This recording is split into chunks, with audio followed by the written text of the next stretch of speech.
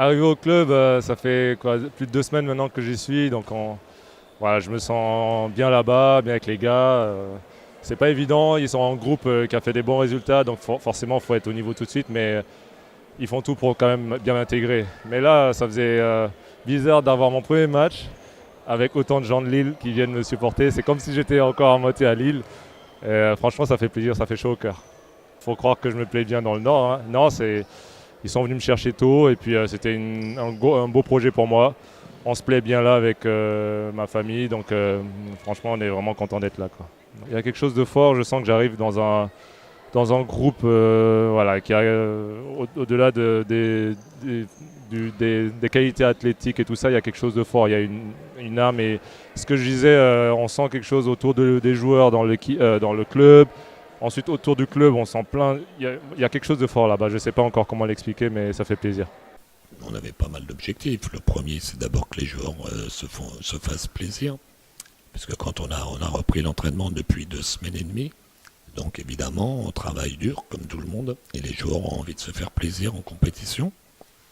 Donc c'est chose faite. C'est aussi un moment donné où on doit évaluer un petit peu le groupe. À quel niveau est-ce qu'il est, individuellement et collectivement. Donc on voit, et c'est normal qu'on a beaucoup de travail à faire, mais que l'état d'esprit, comme la saison passée, est bon. L'envie des joueurs est là, l'envie de se passer la balle, l'envie de défendre, même si évidemment il y a beaucoup d'erreurs, mais c'est normal, on a joué quasiment toujours avec des 5, avec un, 2 ou 3 joueurs nouveaux. C'est normal qu'il y ait des erreurs, on est là pour travailler, donc on est satisfait de cette première sortie, on n'a pas de blessure. Donc non, c'est bien, on a le groupe qu'on voulait et on est dans la direction que l'on souhaite. Donc être capable de gagner un match comme ça en mettant 4 paniers à 3 points simplement pour nous, c'est plutôt positif et en encaissant 84 points je crois. Ce qui est énorme puisque derrière on était la meilleure défense du championnat avec 70 points encaissés. Donc il faut qu'on arrive à rogner à peu près une quinzaine de points sur ce type de match. Mais on va y arriver petit à petit. Est-ce qu'on est capable de faire 2 saisons exceptionnelles? Je l'espère. Les gens disent que la deuxième saison est plus dure. Je ne sais pas. Honnêtement, ce sont des théories qui ne me conviennent pas spécialement. Donc essayons, nous, de jouer avec le même état d'esprit, avec cette volonté d'être meilleur jour après jour, de continuer de progresser. On a des joueurs qui ont prouvé l'année dernière qu'ils étaient capables de la prouver et passer à la Pro A. Ils vont devoir confirmer maintenant, on va les attendre un petit peu plus. On a de nouveaux joueurs qui viennent de la division inférieure. Ils vont devoir eux aussi prouver que les choix qu'on a fait en les prenant, ce sont des bons choix. Mais oui, si vous savez, je ne suis pas le genre de coach à avoir comme objectif d'éviter les 2 dernières places. Ça me paraît, comment je pourrais dire, peu respectueux de son équipe, de ses joueurs. Ça veut dire qu'on n'a pas vraiment confiance en son groupe et que donc à partir de là, on a vraiment envie vous l'avez dit, on a fait 7 l'année dernière.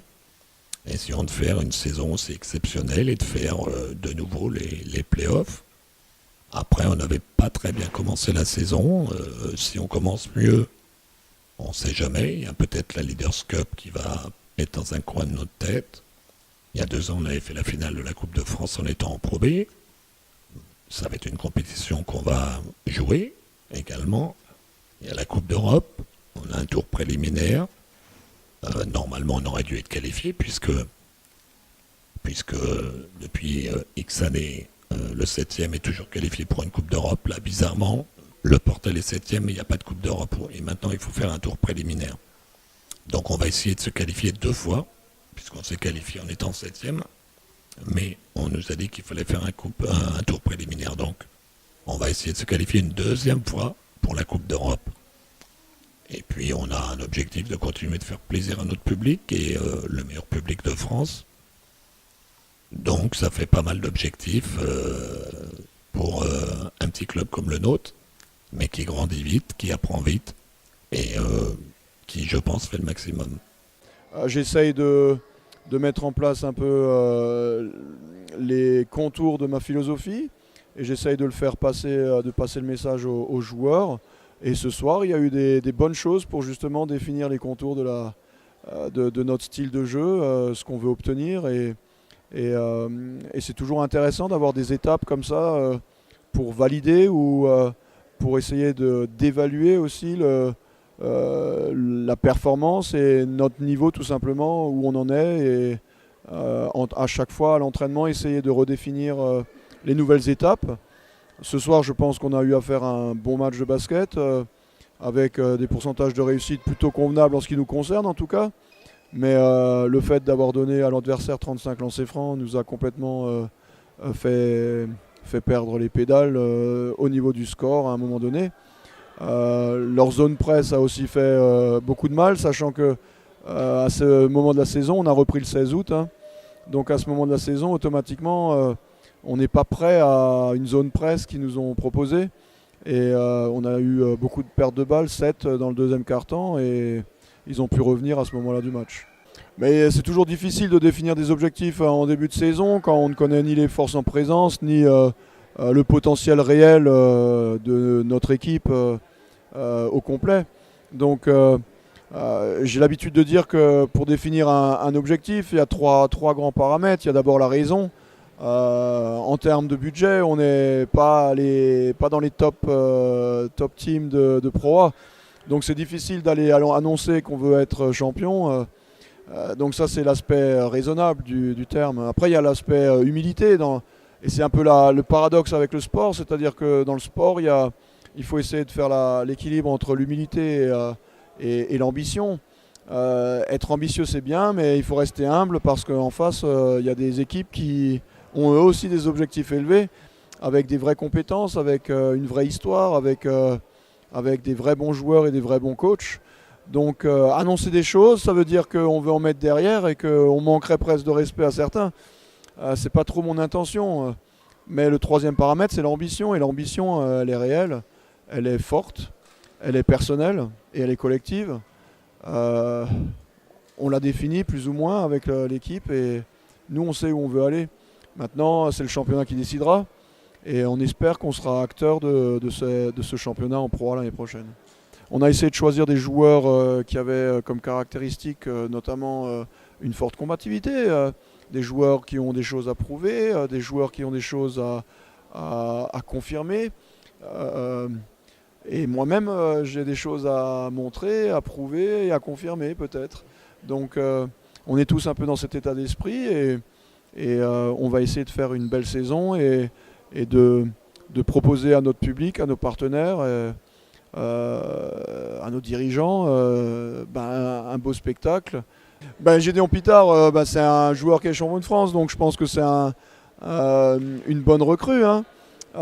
C'est quelqu'un qui a montré maintenant, année après année, qu'il avait une vraie réputation et une vraie compétence qui m'intéresse davantage, défensive.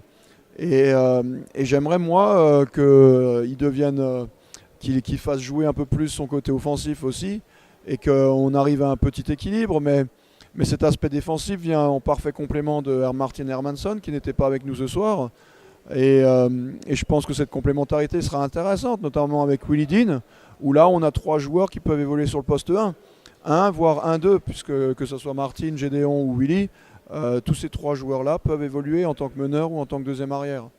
Donc je pense qu'on a une belle complémentarité à ce niveau-là et une belle polyvalence.